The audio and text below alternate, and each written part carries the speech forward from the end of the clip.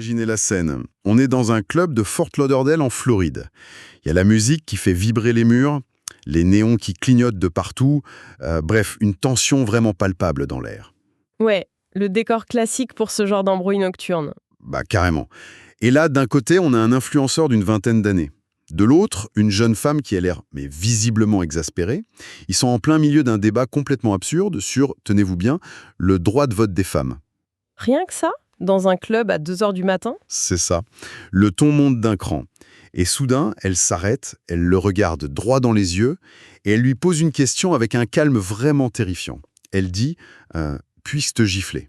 Et lui, il ne signe même pas. Même pas. Il la fixe en retour et lâche juste 2 mots. Il dit « Go ahead, vas-y ». Et bam, la gifle part. Un impact net, super précis. Et évidemment, la vidéo fait immédiatement le tour d'Internet. Mais oui, et pour 99% des gens qui la regardent, bah l'affaire est pliée. Moi, je défends complètement cette position, hein. Il a littéralement prononcé les mots « vas-y ».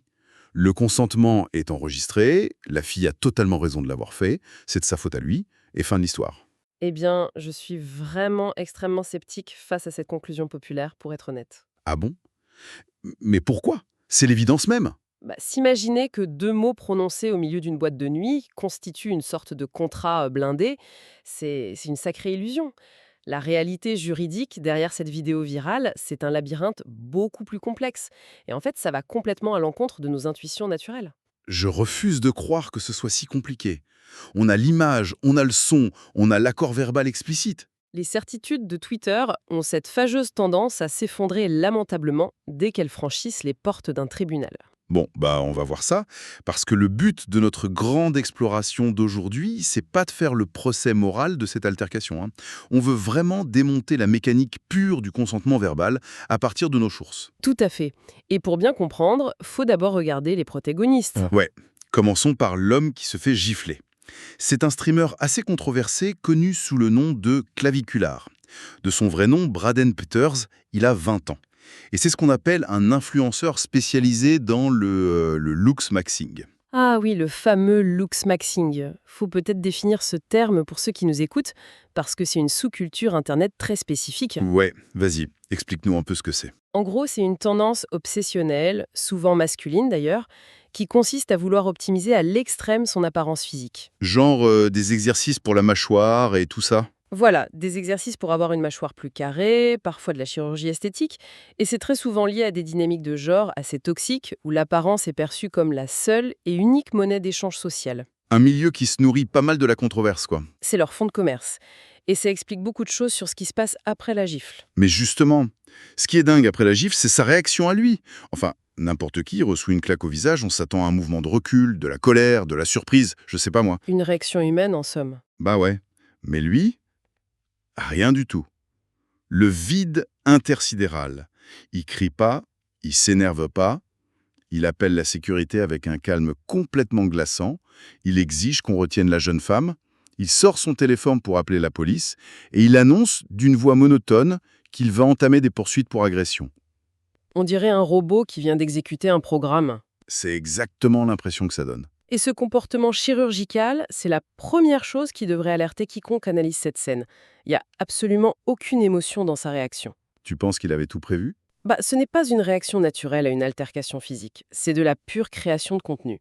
D'ailleurs, si on fouille un peu dans son passif, on découvre que ce garçon connaît déjà très bien les rouages du système. Ah ouais? Il a déjà eu des soucis avec la justice? Et pas qu'un peu. À peine 1 mois avant cet incident en Floride, il a été arrêté dans un club en Arizona. Sérieux? Yak? Pourquoi faire? Il avait utilisé une fausse carte d'identité puisqu'il n'a que 20 ans et ne peut pas légalement consommer de l'alcool là-bas. Et en plus, il a été trouvé en possession de pilules sur ordonnance. Il a carrément dû verser une caution de 25 000 $. Ah ouais, d'accord. Le mec n'est pas un petit novice effarouché qui découvre le monde. Pas du tout. Sa réaction post-gifle, ça ressemble à une stratégie marketing parfaitement rodée pour générer du clic et de l'engagement. Bon, d'accord. Une stratégie cynique, je te l'accorde sans problème, mais ça n'enlève absolument rien au fait fondamental de cette affaire, hein. Il a donné son accord. Je sens que tu vas me sortir une analogie là. Bah oui, j'ai une analogie toute simple.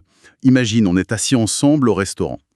Tu lorgnes sur mon assiette et je te dis « vas-y, prends une frite ». Ok, je la mange. Tu la manges. Je peux quand même pas, 5 minutes plus tard, appeler la police et porter plainte pour vol. C'est complètement absurde. L'écrasante majorité du public a pris le parti de cette jeune femme, et pour moi, c'est une réaction profondément saine. Je trouve ça fou de résumer la situation à une frite. Cette réaction massive du public, c'est un cas d'école de ce qu'on appelle en psychologie l'effet de halo, ou le biais de sympathie. Le biais de sympathie, c'est-à-dire... Les gens ne font pas une analyse froide du droit, ils jugent une narrative émotionnelle. D'un côté, on a une jeune femme qui défend le droit de vote des femmes, une cause universellement acceptée et positive. Et de l'autre, on a notre provocateur d'Internet. Voilà, un provocateur dont le fond de commerce est d'être antipathique et de diviser. Donc le public fait un raccourci mental immédiat. Il est odieux, elle défend le camp du bien. Il a dit oui, elle l'a frappé, il l'a bien cherché. C'est de la justice de popularité. D'accord, je vois l'idée psychologique. Mais pourquoi chercher plus loin quand la loi elle-même semble aller dans le sens du public? Ah, tu veux parler du code pénal de la Floride? Bah oui, puisque c'est là que ça se passe. Si on prend le paragraphe 784.03, ça définit le crime de voie de fait, ce qu'on appelle le battery aux États-Unis. Et tu sais ce que dit ce texte? Je t'écoute. Il dit qu'il y a crime lorsqu'il y a un contact physique intentionnel, je cite, contre la volonté de l'autre personne. La loi utilise littéralement les mots contre la volonté. C'est vrai que c'est écrit comme ça. Donc s'il dit « go ahead », on a la preuve enregistrée sous plusieurs angles que ce n'était pas contre sa volonté. Franchement, la loi est de mon côté sur ce coup-là. On ne peut pas dire le contraire. C'est une interprétation extrêmement littérale et, si je puis me permettre, un peu naïve de la façon dont le système judiciaire fonctionne. Naïve? Non mais attends, les mots ont un sens. Oui, mais les mots dans un code pénal ne se lisent jamais isolément, ils sont toujours éclairés par la jurisprudence. Et si on ouvre les archives de la Floride, particulièrement une affaire fondatrice de 1983 appelée Lyons contre l'État, on découvre une réalité fascinante qui détruit totalement ton argument. Ah bon? Qu'est-ce qu'elle dit cette affaire? Eh bien, dans l'État de Floride, le consentement n'est pas automatiquement une défense valide face à une accusation de voie de fait. Attends, quoi? Je ne savais pas ça. Et oui, Mais comment c'est possible? Je croyais sincèrement que si les deux parties étaient d'accord, il n'y avait pas de crime. Comment l'État peut-il débarquer et ignorer mon propre accord pour être frappé? C'est mon corps, c'est ma joue, c'est ma volonté, non? je comprends tout à fait pourquoi ça paraît choquant. C'est vraiment l'un des concepts les plus difficiles à appréhender quand on n'étudie pas le droit. Pour comprendre, il faut voir l'État comme un troisième invité, un peu invisible, à chaque interaction physique qui se déroule dans l'espace public. Un troisième invité? Sympa l'ambiance. L'État ne considère pas ton corps uniquement comme ta propriété privée absolue dès lors que tu sors de chez toi. Il le voit comme une composante de l'écosystème social global. Ok, et donc dans cette affaire Lionge de 1983, Ça impliquait précisément une altercation physique où une forme d'accord mutuel était invoquée par la défense. Et la Cour a statué de manière très claire. Une agression n'est pas un contrat privé qu'on peut signer sur un coin de table. C'est une violation de la paix publique. donc si je comprends bien, l'État s'invite au milieu du club avec ses gros sabots et dit « Peu importe ce que vous avez décidé entre vous, la violence pollue mon écosystème ». C'est l'idée globale, ouais.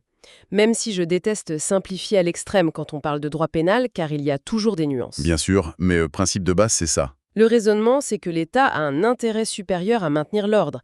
Il refuse catégoriquement que les espaces publics, genre les bars ou les rues, deviennent des zones de combat libre juste parce que deux personnes, sous l'emprise de l'adrénaline, se sont dit « vas-y ». Je saisis l'idée philosophique de l'État protecteur, ok, mais il y a un problème de logique super béant, ici. Lequel ? Si l'État annule mon oui, sous prétexte d'ordre public, pourquoi diable le texte de loi utilise-t-il explicitement le terme « contre la volonté » C'est complètement hypocrite. Ce n'est pas de l'hypocrisie, c'est de l'interprétation linguistique. Comment la justice détermine-t-elle ce qu'est la volonté s'il refuse d'écouter les mots qui sortent de ma propre bouche? Et c'est précisément là que l'analyse juridique doit faire appel à la linguistique. Nos sources mentionnent spécifiquement le philosophe J.L. Austin. Il a développé un concept vraiment brillant appelé l'acte illocutoire. Un acte illocutoire. Waouh, ça sonne très académique tout ça. Un peu, ouais. Comment un truc pareil s'applique à un type qui se prend une baffe dans un club en Floride? Pense aux interactions de tous les jours. Austin explique que ce qu'une personne dit au sens littéral ne correspond pas toujours à l'action qu'elle accomplit avec ses mots.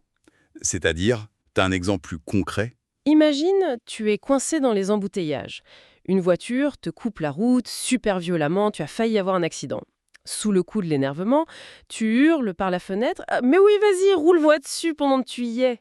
Ah oui, je vois le genre. Est-ce que c'est une invitation littérale au meurtre avec préméditation? Bah bien sûr que non, c'est du sarcasme. C'est l'expression d'une frustration. Voilà. L'acte locutoire, ce sont les mots prononcés.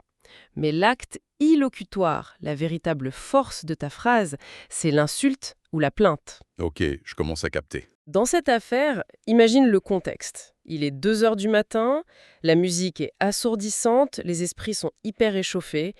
Quand Braden Peters dit « go ahead », la justice doit se demander est-ce un consentement éclairé, formel, comme la signature d'une décharge avant un combat de boxe? Ou est-ce que c'est un acte illocutoire différent? Exact. Est-ce que c'est un défi rhétorique, par exemple? Un défi, genre je te mets au défi de le faire, je sais que tu n'oseras pas. Une bravade pure et simple. Et si l'intention réelle derrière ces 2 mots est un sarcasme ou un défi, alors le véritable consentement juridique, au sens d'une volonté claire et sans équivoque d'être physiquement agressé, il n'a tout simplement jamais existé. Le droit cherche l'intention, pas juste l'enregistrement audio. Franchement, je vois l'angle linguistique et il est fascinant. Mais ça me pose un vrai problème tout ça. Ah oui, Bah oui, si la justice commence à jouer aux devinettes avec le sarcasme dans les bars à 2 heures du matin, on ouvre la boîte de Pandore. Je reviens à la logique d'Internet, les gens disent « il a dit oui, donc c'est légal ». Si on applique cette logique de manière stricte, ça devrait valoir pour tout. Pourquoi est-ce que ça ne tiendrait pas? eh bien, mettons cette fameuse logique du net à l'épreuve. Nos sources utilisent ce qu'on pourrait appeler des scénarios de stress test pour voir à quel moment cette défense du consentement informel s'effondre. Vas-y, teste-moi. Prenons un premier cas. Tu as une soirée, tu discutes avec quelqu'un, et la personne te demande « puis-je t'embrasser ?» Ok, Tu réponds, peut-être d'un ton désabusé ou narquois, « go ahead ». La personne t'embrasse de force, la semaine suivante, elle reçoit une plainte pour agression sexuelle. Penses-tu sérieusement qu'un juge va visionner la vidéo, entendre le « go ahead » et taper du marteau en disant « affaire classée, le consentement était là ». Oula, non, mais la comparaison est hyper maladroite. Ah bon, pourquoi?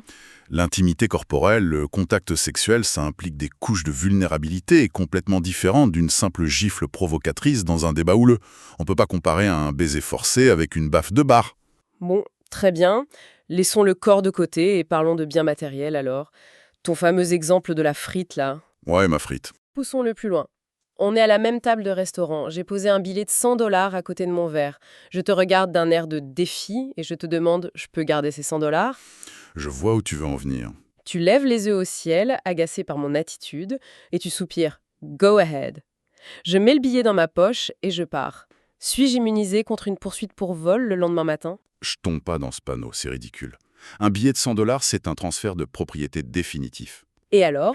Une gifle, c'est éphémère. C'est un acte social dans un moment de tension. C'est juste incomparable. Moi, je maintiens que le contexte social est roi ici.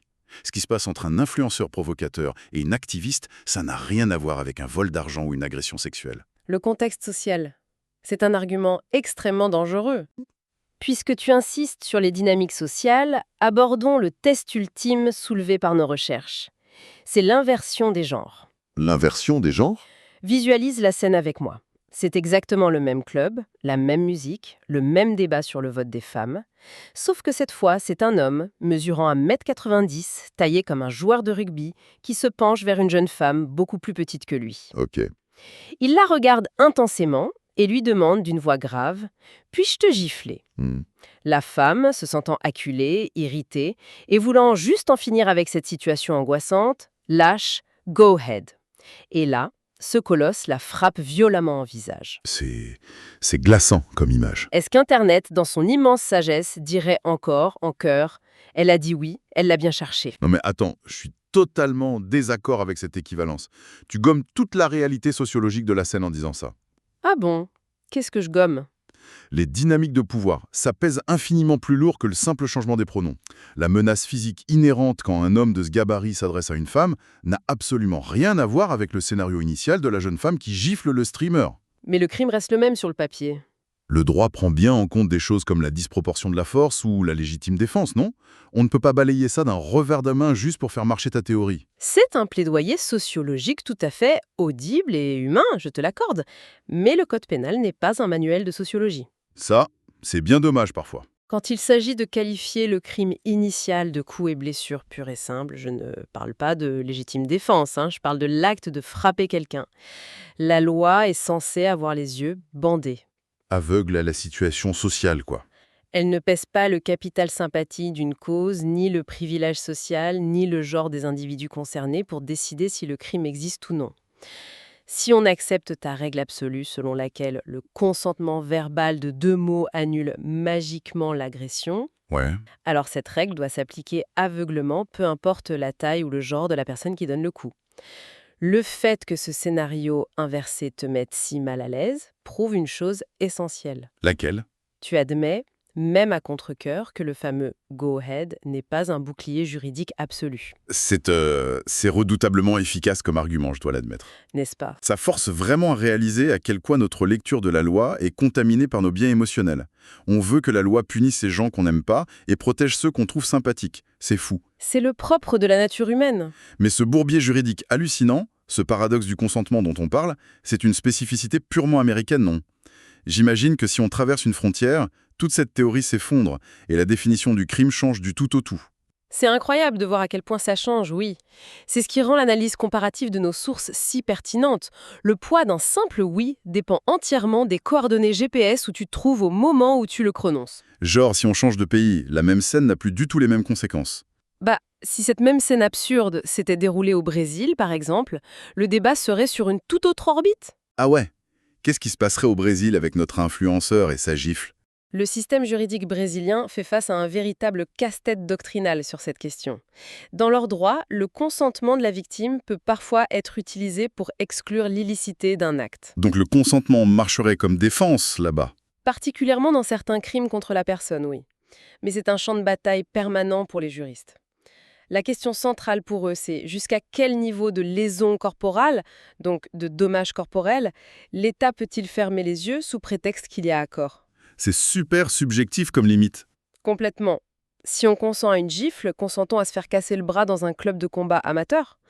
Les professeurs de droit brésiliens se déchirent littéralement sur ces limites. Dingue. Et si on vient en Europe? Mettons que notre streamer décide de faire son live depuis les rues de Lisbonne, au Portugal. Ça donne quoi? Alors, au Portugal, on entre dans une toute autre dimension philosophique. Le consentement y est strictement encadré par l'article 38 de leur code pénal. Et qu'est-ce qu'il a de spécial, cet article 38? Il contient une subtilité vraiment fascinante. Le consentement d'une personne à subir une atteinte à son intégrité physique n'est juridiquement valable que s'il ne heurte pas les bons costumes. Les bons costumes.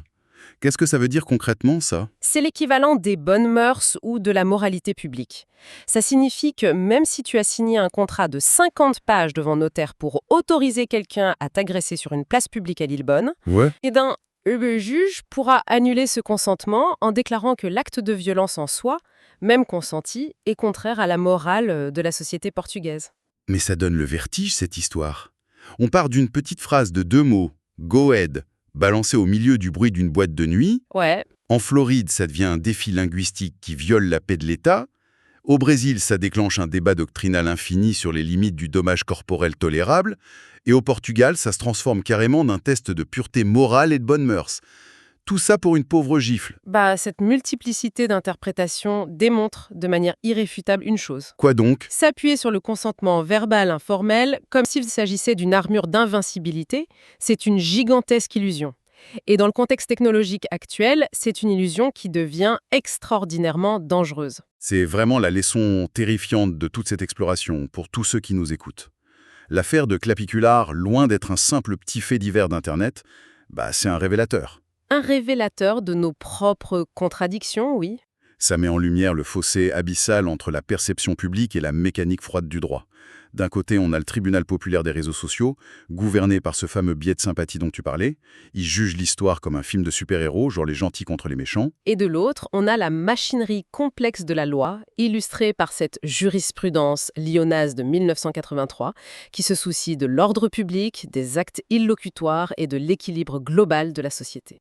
Et les implications pour les gens dans leur vie quotidienne sont juste immenses, quoi. Aujourd'hui, il faut bien se dire que la moindre altercation dans la rue, à une fête ou dans un bar est susceptible d'être filmée sous 3 angles différents en haute définition. Et posté dans la seconde sur les réseaux. Voilà.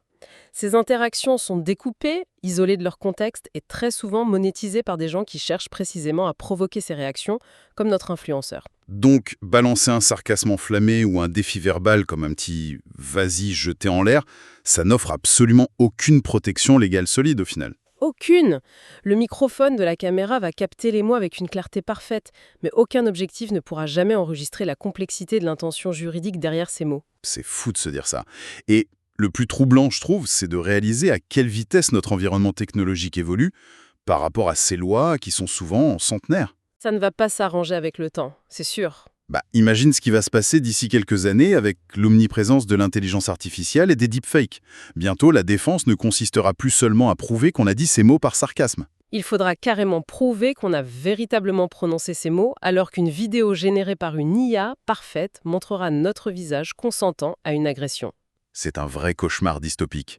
Ou pire encore, est-ce qu'on verra l'apparition d'applications où les gens valideront des décharges de responsabilité numérique sur leur smartphone avant même de commencer à se discuter dans un bar, juste pour se couvrir légalement? On n'en est peut-être pas si loin.